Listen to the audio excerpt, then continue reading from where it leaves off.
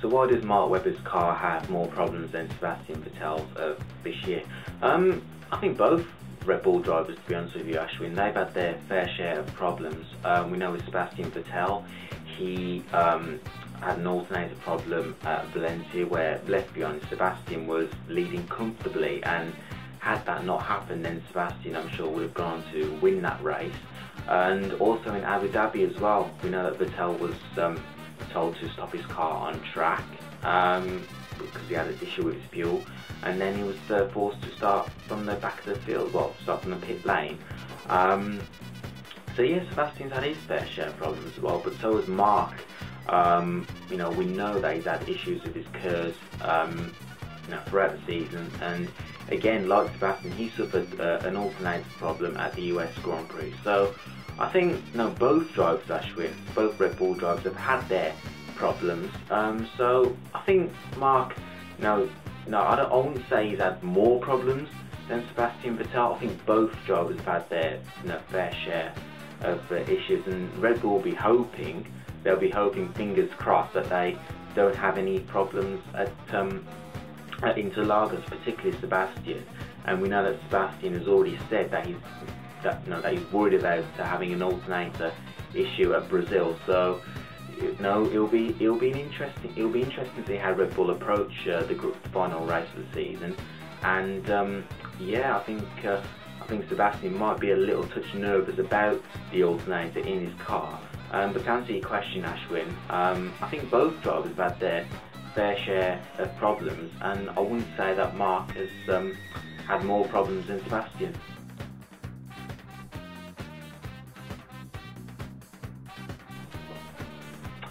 Well, it would be fantastic, wouldn't it, if it was to rain during the race on Sunday. We know that, I mean, I've been looking at various weather forecasts for the Brazilian Grand Prix, and it looks like it's going to rain in qualifying and also on race day as well. And I also believe that there'll be heavy rain on Saturday evening as well. So it'll be interesting to see if indeed it does rain on qualifying and race day. But who would benefit more?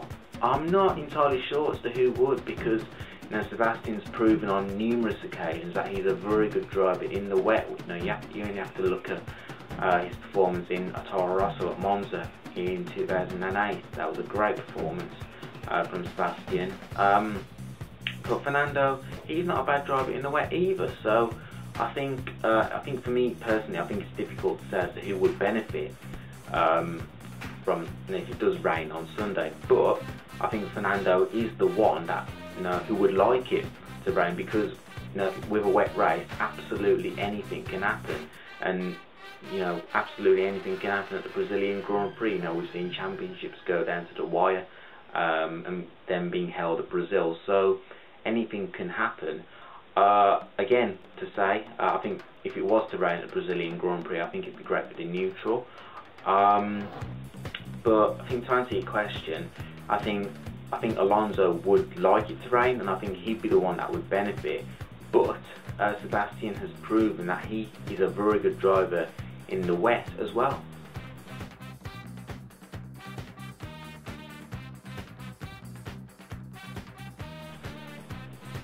So with Lotus winning a race this year, can they build on what they've achieved this year and take it into next season and challenge the big boys? I certainly think they can, Andrew. I think that winning at Abu Dhabi is just a push that Lotus needed, because I was getting worried that Lotus wouldn't win a race this year. And they've had a decent year this year. Now you think about what happened in 2011, where they had a strong first half of the season, and then in the second half they struggled, and then just about was able to hold off Force India for 5th place in the Constructors. But this year they seem to have learnt their lessons from last season, and they certainly have been a lot more consistent, and they've been in the points more often. And it was great to see Kimi Räikkönen back on the top step of the podium at Abu Dhabi, and I thought it was a win that they thoroughly deserved. So well done to Lotus for winning at Abu Dhabi. Can I see them building what they've achieved, and can I see them building a competitive car for 2013? Absolutely. And if they can build a competitive car, and if they can give a decent enough car for both Kimi and Roman, then there's no reason why Lotus can't challenge for the Drivers' Championship and even the Constructors' Championship as well. So, if Lotus can build on what they've achieved this year and take it into 2013, then yeah, I can certainly see Lotus being right up there in 2013, and I think it'd be great, for Lotus, for them to challenge for Red Bull, McLaren, Ferrari on a regular basis, and I think that'd be great for the neutral as well.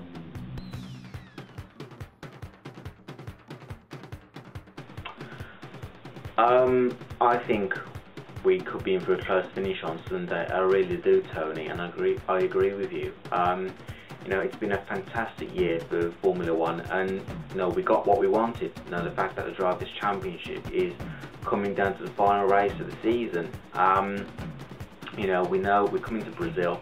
Absolutely anything can happen, and with rain predicted as well. Again, a wet race. Absolutely anything can happen.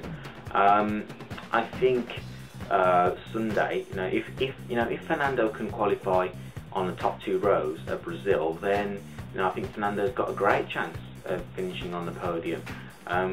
But if Sebastian qualifies in the top 4, which I think he will, then I think Vettel's got a great chance of also finishing on the podium. And if Vettel and Alonso finish on the podium with Vettel in front of Alonso, then Sebastian will be crowned world champion for the 3rd consecutive year. I do think we will get a close finish, but with a wet race potentially on the cards, anything can happen, Tony. So I think we'll be in for a great race at Brazil, and I certainly think we'll be treated to a classic at Interlagos this weekend.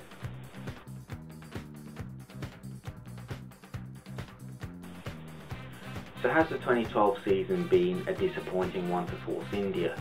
I think they'll be disappointed by the fact that they'll be finishing behind Sauber in the Constructors. I know it's mathematically possible for Force India to overtake Sauber, but I don't think that will happen. But I don't think Williams either will overtake Force India in the Constructors. I think Force India will finish 7th in the Constructors' Championship. But no, I think Force India can take a lot of positives from this year. And you look at where they are now, they're currently standing on 99 points, and that's 30 points more than the number of points they scored last season. I think they scored 69 points overall last season, and this season they find themselves on 99. So it hasn't been a bad season for Force India. I guess the only missing thing for Force India this season is a podium. Had Force India finished on the podium at least once this year, then I think right now it will be neck and neck between themselves and Sauber to finish 6th in the Constructors, and possibly even finish 5th ahead of Mercedes. But Force India have had some strong results this year. 4th place for Nico Hülkenberg at Spa, and also 4th place for Paul di Resta at Singapore. So it hasn't been a terrible season for Force India, and I certainly think they can take a lot of positives from 2012. I guess the only disappointment for them will be the fact that they'll be finishing behind Sauber in the Constructors this year.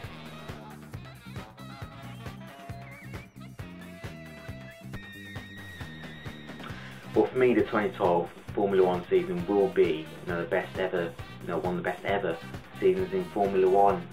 If you said to any F1 fan at the start of the season that we get 8 different winners, they probably wouldn't have believed you.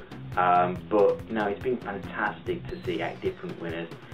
Seeing the likes of Pastor Maldonado, Nico Rosberg, Kimi Raikkonen winning. So it's been great for the sport to see 8 different wins. And once again, Pirelli have played their part in a thrilling season. You've got to give them credit. Tyres have more than played their part this season. But yeah, I've certainly enjoyed this season. It's definitely right up there.